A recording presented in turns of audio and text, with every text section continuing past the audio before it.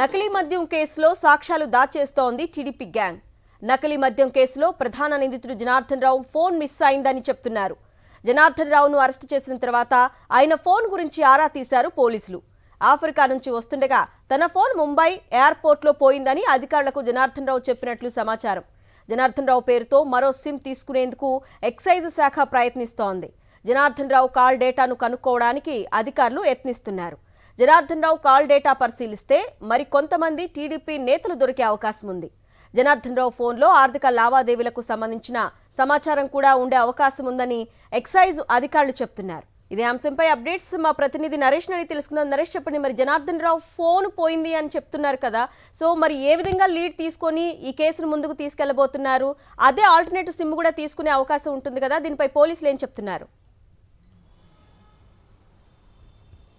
అరుణ, పూర్తిగా కూడా ఆంధ్రప్రదేశ్ రాష్ట్రంలో నకిలీ మద్యం కేసులో టీడీపీ నాయకులు అడ్డంగా దొరికిపోయారు. ఈ తరుణంలోనే వీటి నుంచి తప్పించుకునేందుకు అనేక మంది టీడీపీ నాయకులు విశ్వ ప్రయత్నాలు చేస్తున్నారు. ఈ కేసులో ప్రధాన నిందితుడు జనార్దన్ రావు సౌత్ ఆఫ్రికా నుంచి ఇండియాకు వచ్చే తరుణంలో అనేక అనుమానాలు. సాధారణంగా ఇలాంటి సమయంలో వారు చాలా కుయతులు వేస్తుంటారు. ఇలాంటి తరుణంలోనే ఇండియాకు వచ్చే సమయంలో ఎందుకు వచ్చిన అనేక అనుమానాలు వచ్చాయి. ఇలాంటి తరుణంలోనే ఇప్పుడు ఎక్సైజ్ శాఖ పోలీసు అధికారులు అతన్ని అదుపులోకి తీసుకున్న తర్వాత, అయితే అదుపులో తీసుకున్న సమయంలో అతని ఫోన్ గురించి ఆరా తీయగా అతని ఫోన్ సౌత్ ఆఫ్రికా నుంచి వస్తున్న సమయంలో ముంబై విమానాశ్రయంలో పోయింది, మిస్ అయిందంటే కూడా అతను చెప్పిన మాటలు విన్న ఎక్సైజ్ శాఖ అధికారులు షాక్ అయ్యారు. ఎందుకంటే పూర్తిగా అతనికి సంబంధించిన లావాదేవీలు కావచ్చు, లేకపోతే ఈ నకిలీ మద్యం కేసులో ఇంకెంత మంది టీడీపీ నాయకుల హస్తాలు ఉన్నాయి, ఆ అంశంపై కూడా పూర్తిగా తెలుసుకునేందుకు అతని మొబైల్ ఫోన్ యూజ్ అయ్యే అవకాశం ఉంటుంది. అయితే పూర్తిగా అతని సిమ్ కార్డ్ని మళ్ళీ రీప్లేస్ చేసే ప్రయత్నం చేస్తున్నారు ఎక్సైజ్ అధికారులు. అదేవిధంగా అతనికి సంబంధించిన ఫోన్ దొరికినట్లయితే ఈ ఆర్థిక లావాదేవీలు ఏవైతే ఉంటాయో, ఎందుకంటే ఇప్పటికే జనార్దన్ రావు రిమాండ్ రిపోర్ట్లో కీలక అంశాలు బట్టబయలయ్యాయి. ఎందుకంటే ఆ రిమాండ్ రిపోర్ట్లో పేర్కొన్నది టీడీపీ నాయకుల పేర్లనే. నేరుగా తంబాలపల్లి టీడీపీ ఇన్ఛార్జ్ ఎవరైతే ఉన్నారో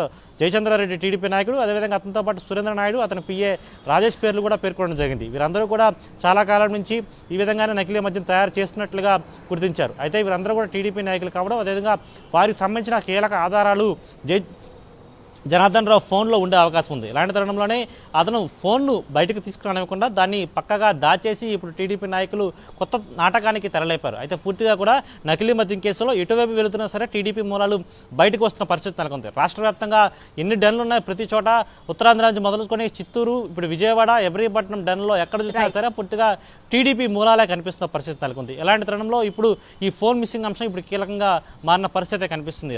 okay Naresh, thanks for the updates.